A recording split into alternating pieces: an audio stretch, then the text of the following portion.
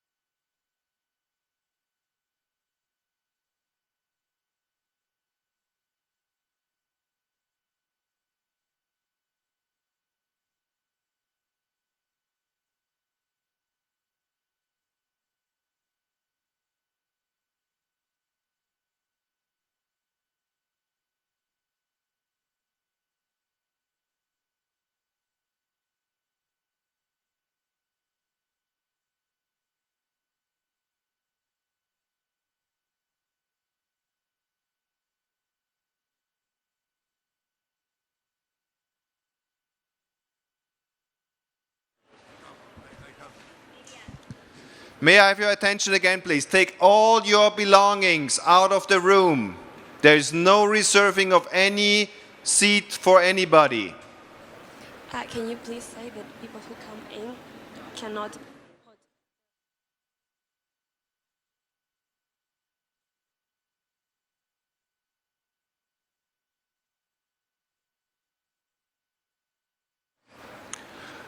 Also, please, there is no build-up of any cameras on the side. There is no standing on the side, only in the back of the room.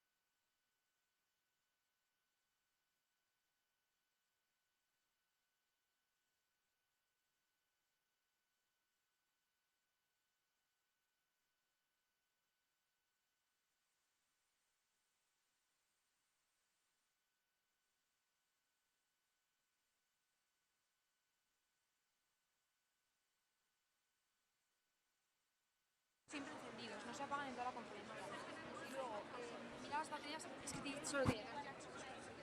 Mira la batería que tiene.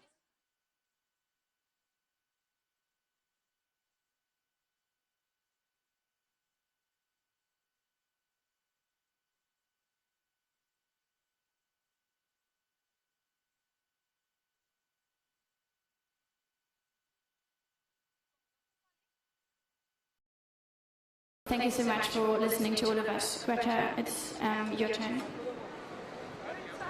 Yes, so we have noticed there's some media attention, and we thought then it is our moral duty to use that media attention.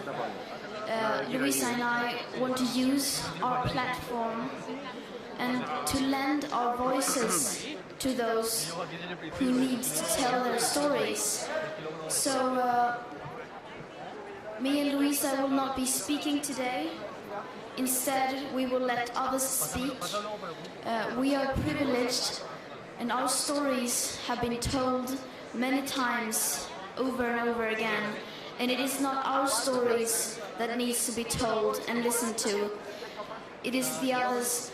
It is the people, especially from the global south and from indigenous communities, who needs to tell their stories. Because the climate emergency is not just something that will impact us in the future. It is not something that will have an impact on children living today when they grow up. It is already affecting countless of people today. People are suffering and dying from it today. So that's why we have created this event to hope that it will be some kind of platform to share the stories that needs to be shared. Thank you so much, Greta. So for that, we invited 6 former youth activists from around the world to share their stories, and we thank you for respecting them and listening to them very carefully. We are very privileged to be surrounded by such incredible people, and to start off, I would like to invite Carl and Zacharias from the Marshall Islands. It is an honor having you. It's your time to speak. Yahweh and greetings from the Marshall Islands. Before I came to Madrid, exactly 2 weeks ago, I experienced 16-foot swells that forced 200 people from their homes. Not only do we have inundations, but we also have the dengue fever epidemic, the flu. And I know just recently, our Pacific neighbors in Samoa are fighting the measles that took 70 lives, 30 of which are children under the age of 4. These are illnesses linked to and made worse by climate change. We've been told that if we want to stay in our islands, we'd have to adapt and elevate, and with migration as the only plan B. We're having to deal with these issues that we in the first place did not create. And may I remind you, the Marshall Islands' contribution to climate change is only 0.00001% of the world's emissions. This is why our country is pushing for a social media campaign called Mad for Survival. And we encourage everyone to join in. My home is only 2 meters above water. With the threats of climate change, we lose 2 meters of our culture, our Yahweh, our Manat, our Roro, our Beat, our language, 2 meters of our legends.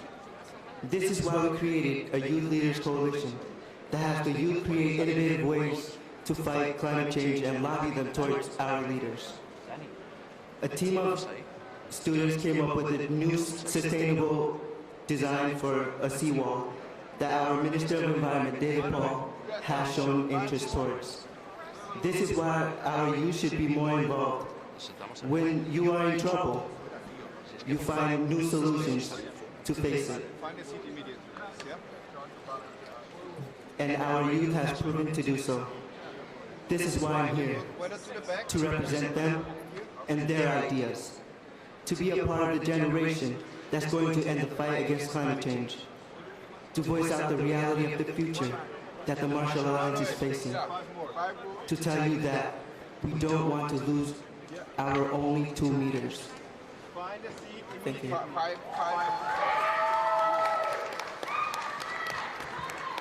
Thank you so much, Colin. Next, we are very, very happy to be joined by Kisha Era Muyanya from the Philippines. It's your turn to speak. Thank you so much for being with us. Good morning, everyone. I am here in front of you for ocean emergency and climate action. I can still remember the calm waves, the ocean in harmony, the colorful corals, the tropical and endemic fishes, the diverse and rich life underwater. But now, the ocean, the heart of the planet, my home, my comfort zone is badly affected by climate emergency. And the comfort zone that I once knew, the playground that I once knew, is not the same anymore. In this time of crisis, I want you to desperately seek for alternatives because solutions will take time and we have to start from somewhere right now. Living in one of the most vulnerable countries to climate change, surrounded by water where 45% of the population depends on marine resources to thrive and survive. As the global center of marine biodiversity, we have a lot to offer, but what happened now? We have massive decline of fisheries catch, inevitable sea level rise with rising of temperatures badly influencing marine wildlife and blue habitats, saltwater intrusion, massive drought, including drinking water shortages, and food security. Give us the very reason to take heed of all this and from there create a wholesome and real action.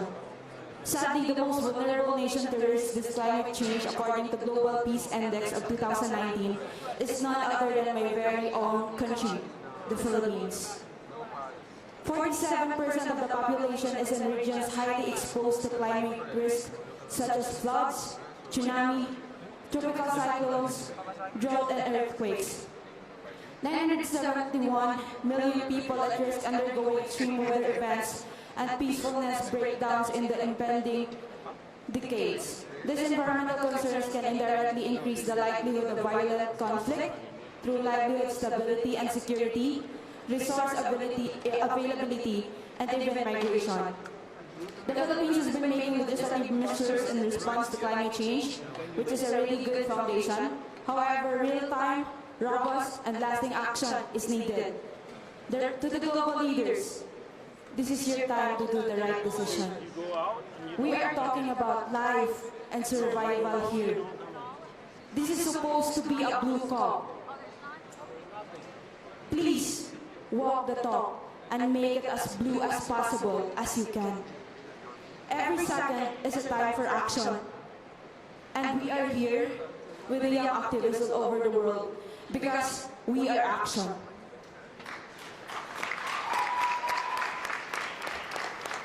Thank you so much, Kisha. We are inviting next to speak Ashok Makichan from Moscow, Russia. Thank you so much for joining today. A year ago, I didn't know anything about climate crisis, and now I am spending all my time trying to do something. And next Friday will be my 40th week, and 41 week I will have a trial for peaceful protest on October 25. Yeah, most likely I will be arrested for a few days, but it's not important. A year ago, Greta Thunberg said in her speech that our house is on fire. Everyone thought that it was a metaphor, but then, during the summer, whole Siberia were burning, rainforest of Amazonia, Congo. It was not a metaphor, it was real. You have seen everything. Extinction of species, floodings, hunger, and death. Is it not enough for you? When Hitler and Stalin were invading the countries and killing people, we did nothing. When Hitler invaded Europe, we did nothing. Then, he almost invaded the whole world. then people stopped him. Not countries, guns, tanks, but people, for their children's sake. Why I'm an activist? It's not because of my future. It's because there are pure, wonderful girls and boys. They deserve a future. They deserve a better world. I'm from Russia. Everyone can be arrested for anything. But I'm not afraid to be arrested. I'm afraid not to do enough. And I think, and I believe, that we can change everything, because behind us there are millions of people. Behind us there is a science, and activism is a solution. I started climate strikes, single strikes, and I was alone. Yeah, but I never been alone. And now I'm not alone even in Russia. We are not going to give up. We're getting stronger by the hour, because we have to do stronger.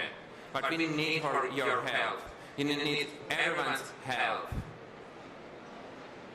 Because, yeah, we're watching you, but we're helping you. So please, act now.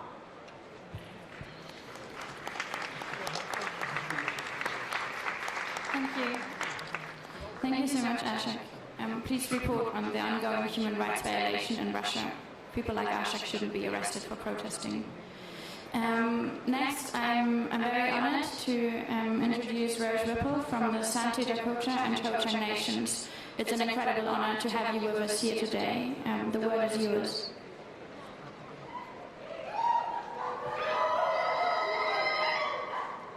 I remember the sunshine on my skin as I stood at the headwaters of the Mississippi River, the drinking source for over 18 million humans. Here in Minnesota, I joined other indigenous youth to prepare for our month-long canoe journey through our stolen ancestral homelands. We paddled to raise awareness of the Line 3 tar sands oil pipeline that threatens to devastate our communities. We dipped our cupped hands in the river, sipping the clean water. This is the same sacred river where my Dakota ancestors have been harvesting our sacred manumin for thousands of years. This river is important and sacred not only to my ancestors but for my people still to this day. We happily canoed down this river for weeks, smiling and laughing, sharing our dreams for a fossil fuel world. Soon after, everything changed. Things were darker. The sky, the water, the air.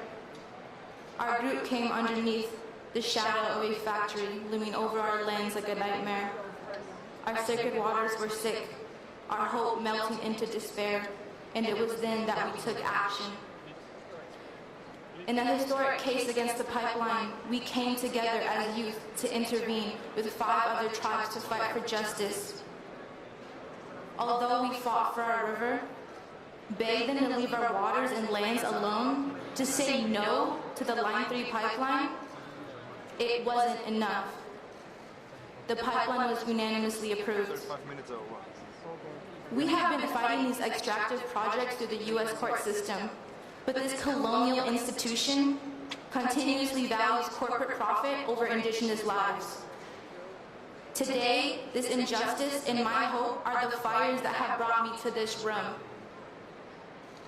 Hamadakiapi, Rose Wipulamakiapi, Santi Hamataha. Hello, my relatives. My name is Rose Whipple and I am 18 years old. I am attending these global negotiations with the first ever sustained as Indigenous youth delegation from the United States. We're here to share these stories, to share our prayers, and bring a frontline fight to the halls of the United Nations. Our people come from many different lands, waters, and cultures, yet each of us are here together, calling on the strength of our ancestors to remind us of our commitments to future generations. Our movements for the protection of our sacred sites and lands sound like protect Mauna Kea, no Shasta Dam raised in California, stand with Bears Ears in Utah, and demilitarize Guam. our movements for our water sound like.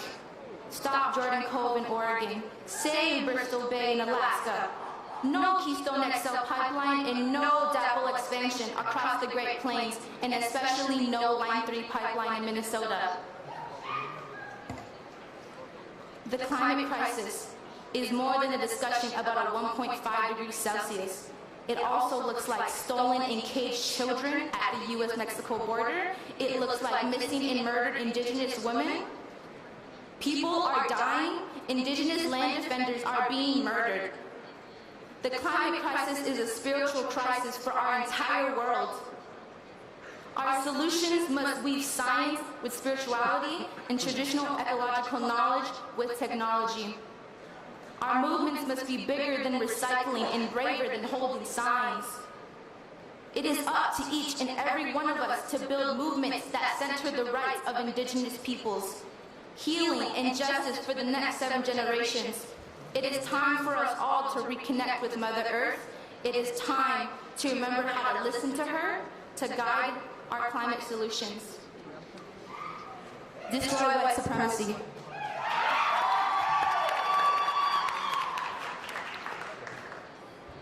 Thank you so much, Rose. This is so important to hear.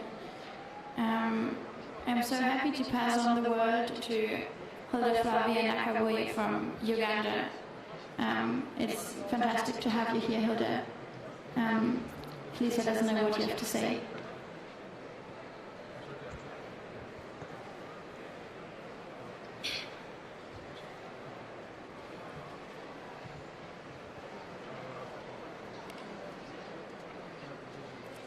When I see the impacts of the climate crisis, especially in Africa and in particular Uganda, where I come from, many questions come to my mind.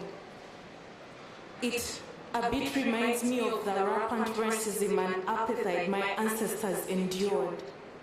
We are suffering severe effects of climate change, as if coming from the global south is a mortal sin, with no or very little action from developing countries. I've come to think that the climate crisis is another form of environmental racism and apartheid.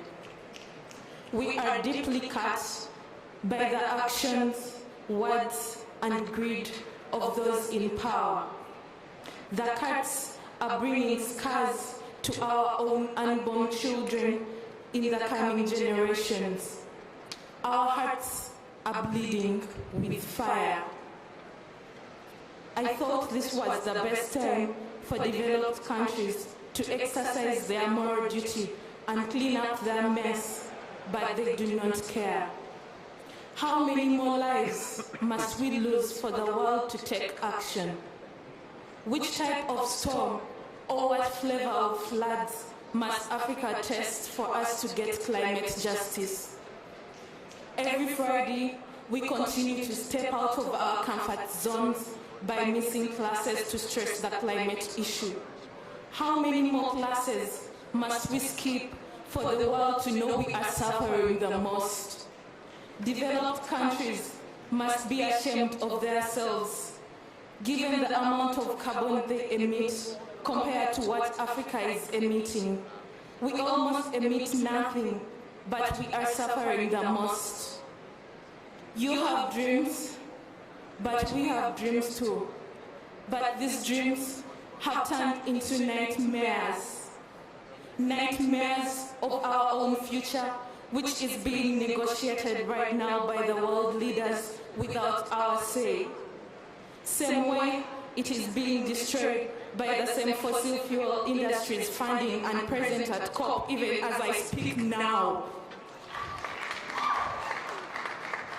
If we don't clean up our emissions or solve the climate crisis as a global community, then those climate impacts are going to get worse and worse, and millions of lives are at stake.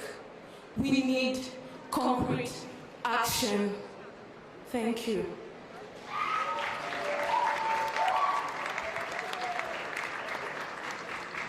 Thank you so much, Hilda. please think about her words. And finally, we are incredibly happy to have Greta Thunberg from Chile with us, the country where we should be speaking now, actually. Thank you so much for coming to us to this panel today, Greta. Thank you so much for representing Chile here.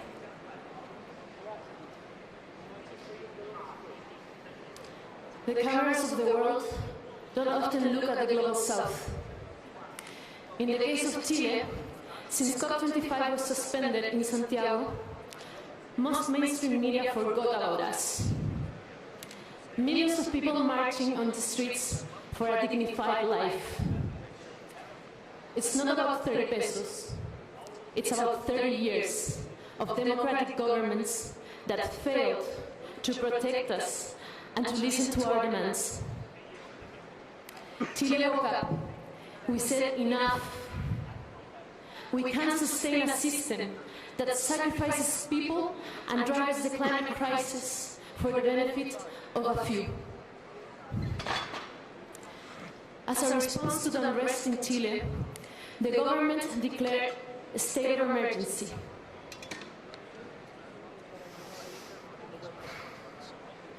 And curfews for the first week. But we are fearless. We continue to flood the streets, even if we are risking our lives. We are redefining our future and pushing the limits of what we think is possible. Chile woke up, and the world is waking up too. It's outrageous to arrive at COP in Madrid and see how the Chilean government cleans its image with empty words, while committing human rights violations every day. This must stop now. How can we even think about ambitious action, ambitious climate action, when this government is spreading fear, shooting and blinding the eyes of people protesters? In order to address the climate crisis, human rights must be protected.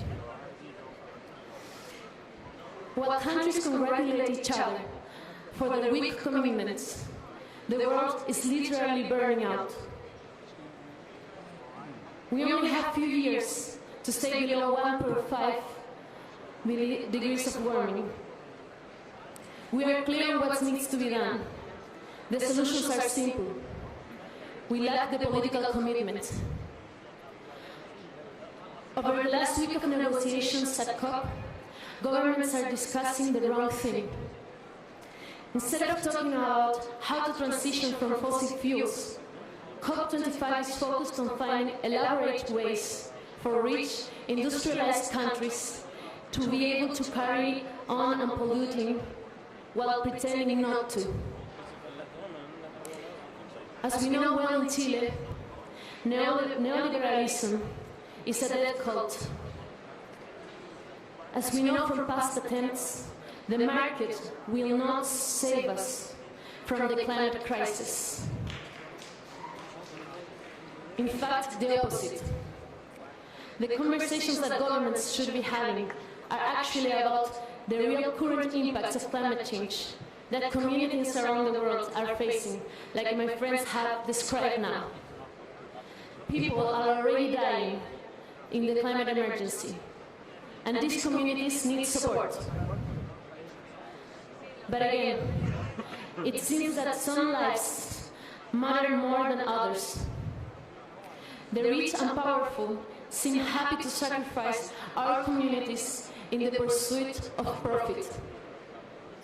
So here at COP, back in Chile and around the world, people will continue to rise against governments that do not represent us.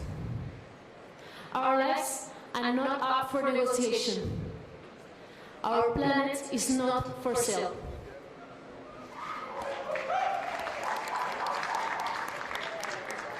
Thank you so much, Greta, for your words. I am not too sure if we have time for questions. Is there anyone from the UNFCCC who could give us a quick idea if we can extend time in this room? Could there anyone give us a signal? Okay, so I guess we just keep going until, well, we get a signal from someone. So what's happening now is we have 2 minutes. 2 minutes or 2 questions? 2 questions, excellent. So please think about them carefully. We have time for 2 questions. Please address your questions at the entire panel. We are in this together and we consider ourselves to fight the same fight. It's just that some of us are fighting the fight they never started and sacrifice them with their lives. After the 2 questions, we will have very short logistical announcements and a closing prayer from sustainers. So please, yes, 2 questions, please, from you here at the front, please.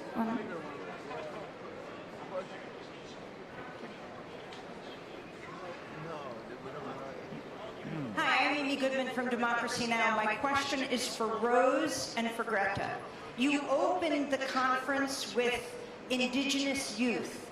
Greta, you've traveled the world and the United States, and you've gone to the Standing Rock Reservation, the Pine Ridge Reservation.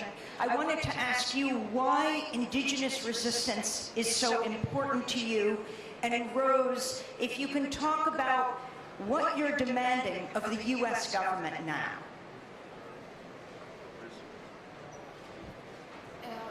It is so incredibly important that we listen to indigenous people because they are suffering and their rights are being violated across the world, and they are also among the ones who are being hit the most and the quickest by the climate and environmental emergency. And also they have been living in balance with nature for hundreds of years. So we have, I think, we need to listen to them because they have valuable knowledge we need in this crucial time of crisis. Thank you, Greta. Rose? Thank you for your question. That is a question that we're never asked. We're never asked what we want and what we need. Because right now, for over 500 years, we have been on the front lines dying, risking our lives.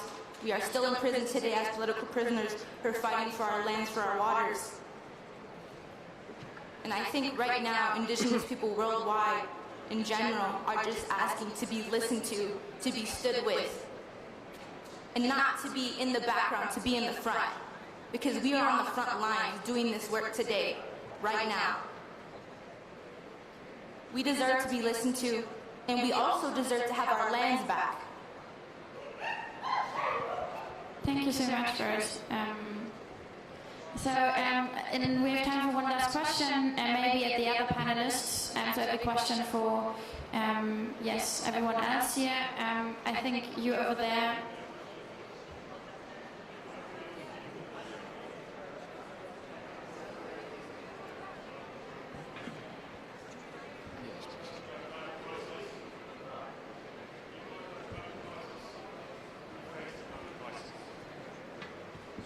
We are about 1 and 2 meters.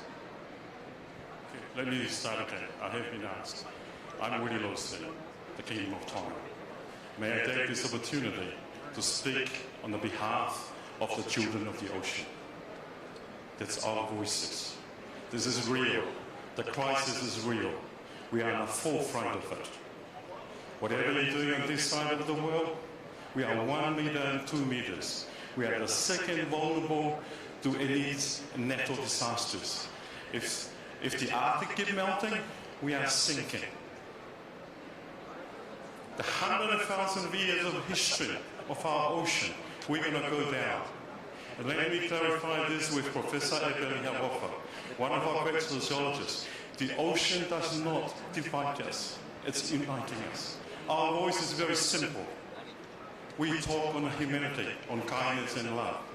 For the policy makers, we face the crisis, real crisis. It's not something that you can dream about, you cannot see that. I will invite you to come to Tonga, experience the cyclone number 6. It's going to hit Tonga this year or next year. See if you may be able to see the reality of what we have. But that's my kindness invitation for all of you. And I speak on behalf of my son named Aliki Wilson Lucy. He's 12 years old. All of us want the best for our children. We're all one of this. And I salute to you, Greta, for what you're doing. It's make the world take action on the right way. And may you have our blessings to keep doing what you're doing. Se o tutu au whātu. Mahalo pito. Thank you for sharing your message. Do we have time? No more, okay, no more questions. Good news. There's the possibility to ask the panelists for interviews. We have press people. Could you wave your hands? There's Daniel. The press people from the Youth Climate Movement. There's Daniel. There is Leonie. There is Rika Amasaya, and then there is Eric, who will be outside to coordinate any interviews you might have with Carlin, Keisha, Ashak, Roseholder, and Angela.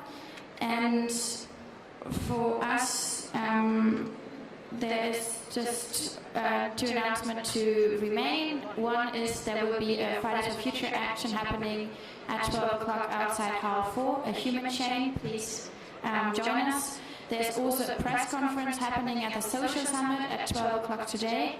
And Greta and me are inviting for a second press conference tomorrow, for which the date and time will be confirmed. We also invite you to join us there.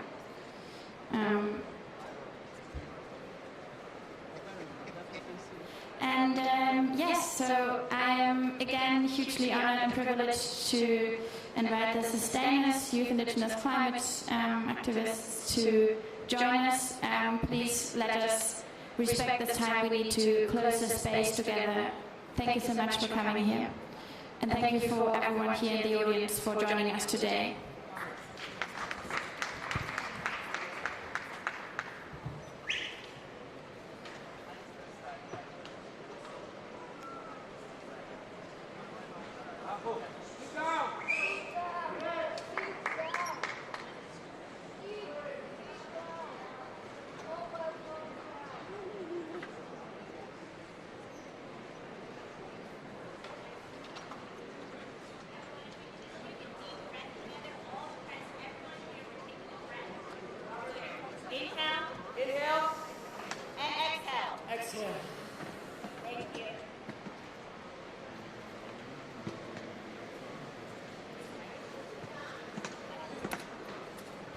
So I just want to pray for Hipitini na Haben, Hisusbay na Asit na Hinana Ainina Hate Nicha. Hello, my name is Big Wayne. I'm from the Wind River Reservation in Wyoming in the United States, and I'm going to be praying in my native language for our people, for the climate, for the waters. Nihawa na wahanihi yasehi niwahai hat da wahanihan nuhu hat dana nebasihi hathat na nahisiti hita bahat de hida awu hawuni hanku hajasabedit dan jashat shinihi ho ho.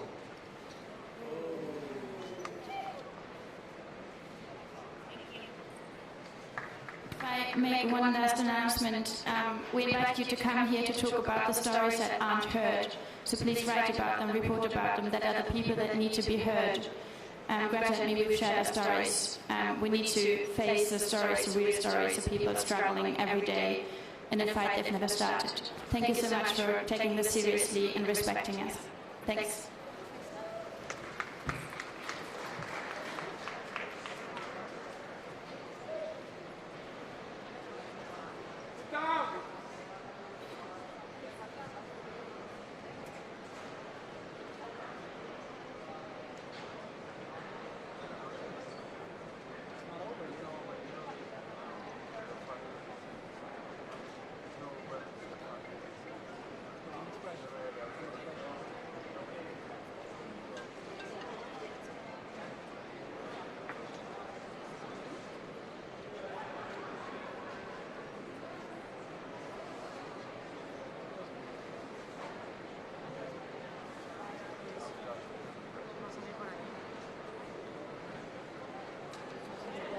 がなんていうの